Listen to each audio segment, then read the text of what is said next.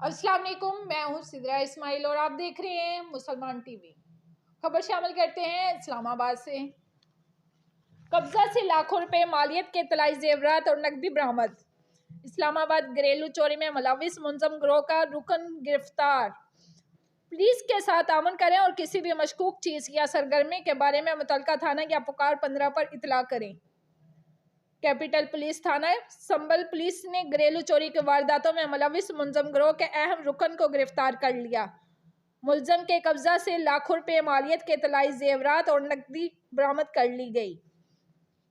تفصیلات کے مطابق Islamabad capital city police officer doctor Akbar Nasir Khan کے خصوصی احکامات کی روشنی میں اسلام آباد کیپٹل پولیس کا ضلع بھر میں ڈکیتی اور چوری کی وارداتوں میں ملوث ملزمان کے خلاف بلا تفریق کارروائیوں کا سلسلہ جاری ہے۔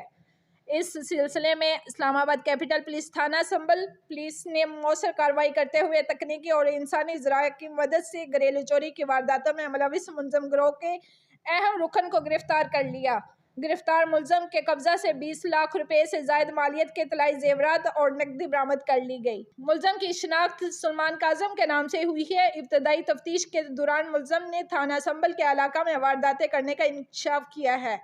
مزید تفتیش جاری ہے۔ آئی سی سی پی او نے کہا کہ اسلام آباد کیپٹل پولیس شہریوں کی جان و مال کے تحفظ کے لیے تمام تر ممکنہ اقدامات اٹھا رہی ہے۔